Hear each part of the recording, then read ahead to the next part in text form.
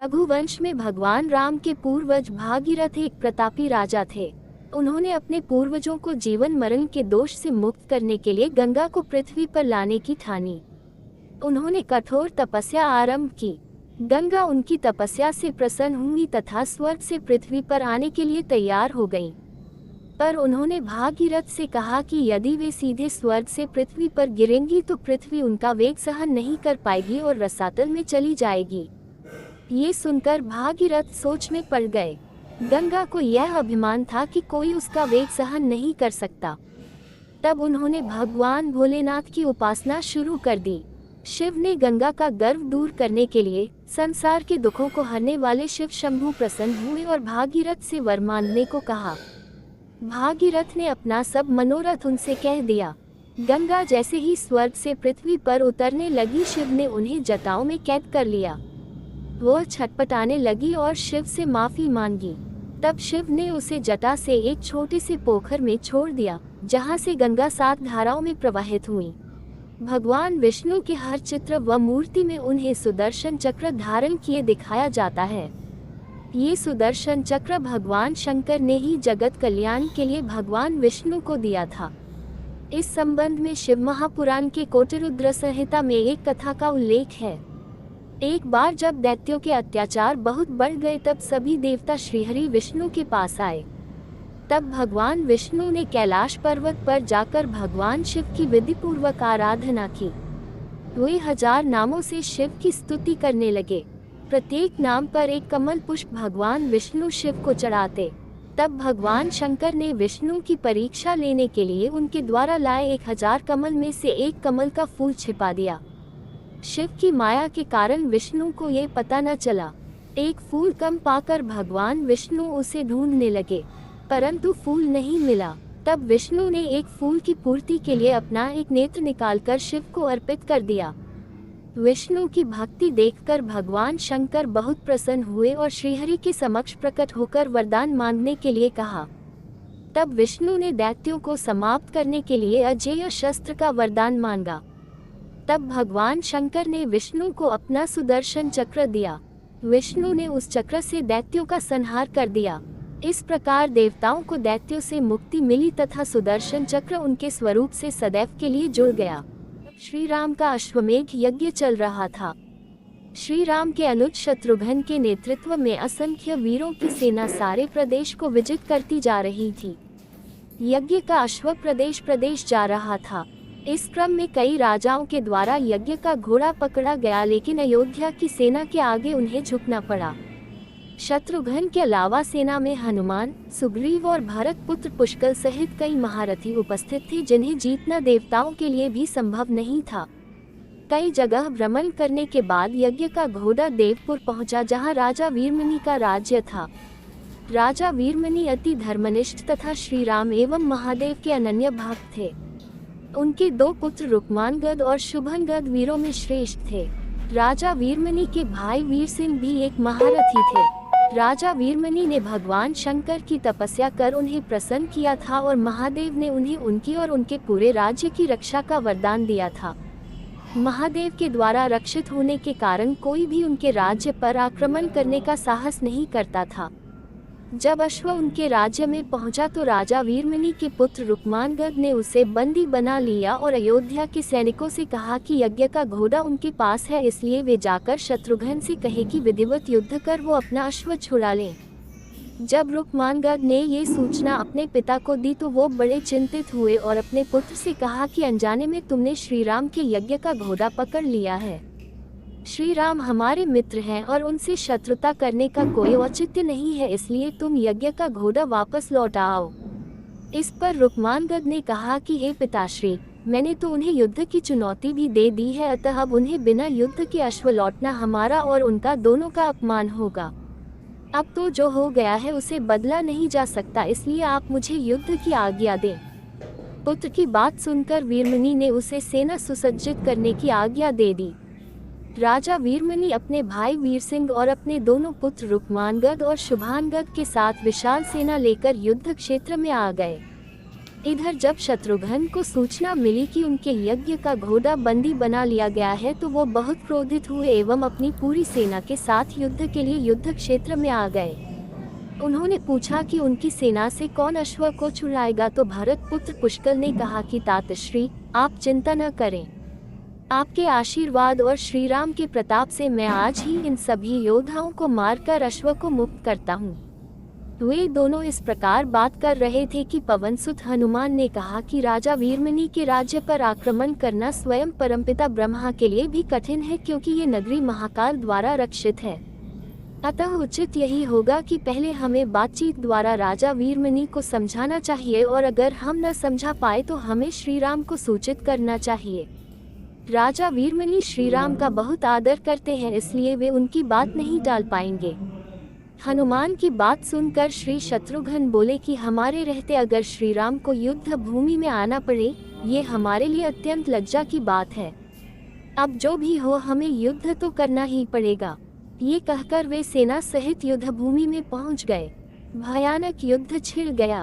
भरत पुत्र पुष्कल सीधा जाकर राजा वीरमणि से भिड़ गया। दोनों अतुलनीय वीर थे। वे दोनों तरह तरह के शस्त्रों का प्रयोग करते हुए युद्ध करने लगे। हनुमान राजा वीरमणि के भाई महापराक्रमी वीर सिंह से युद्ध करने लगे। रुक्मानगद और शुभानगद ने शत्रुघ्न पर धावा बोल दिया। पुष्कल और वीरमणि में बड़ा घमासान युद्ध हुआ। अंत में पुष्कल ने वीरमणि पर 8 नाराज बाणों से वार किया। इस वार को राजा वीरमणि सह नहीं पाए और मूर्छित होकर अपने रथ पर गिर पड़े। वीर सिंह ने हनुमान पर कई अस्त्रों का प्रयोग किया, पर उन्हें कोई हानि न पहुंचा सके। हनुमान ने एक विकट पेड़ से वीर सिंह पर वार किया, इससे वीर सिंह रक्तबमन करते हुए मूर्छित हो गए। उधर श्री शत्रुघ्न और राजा वीरमणि के पुत्रों में असाधारण युद्ध चल रहा था। अंत में कोई चारा न देखकर शत्रुघ्न ने दोनों भाइयों को नागपाश में बांध लिया। अपनी विजय देखकर शत्रुघ्न की सेना के सभी वीर सिंह नाद करने लगे। उधर राजा वीरमणि की मूर्छा दूर हुई तो उन्होंने देखा कि उनकी सेना हार के कगार पर है। ये देखकर उन्होंने भगवान रुद्र का स्मरण किया। महादेव ने अपने भक्त को मुसीबत में जानकर वीरभद्र के नेतृत्व में नंदी, भृंगी सहित सारे गणों को युद्ध क्षेत्र में भेज दिया। महाकाल के सारे अनुचर उनकी जय जयकार करते हुए अयोध्या की सेना पर टूट पड़े। शत्रुघ्न, हनुमान और सारे लोगों को लगा कि जैसे प्रलय आ गया हो।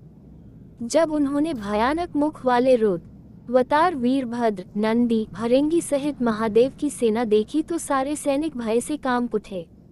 शत्रुघ्न ने हनुमान से कहा कि जिस वीरभद्र ने बात ही बात में दक्ष प्रजापति का मस्तक काट डाला था और जो तेज और समता में स्वयं महाकाल के समान है, उसे युद्ध में कैसे हराया जा सकता है। ये सुनकर पुष्कल ने कहा कि हे तातश्री, आप दुखी मत हो। अब तो जो भी हो हमें युद्ध तो करना ही पड़ेगा। ये कहता हुए पुष्कल वीरभद्र से, हनुमान नंदी से और शत्रुघ्न भृंगी से जा भिड़े।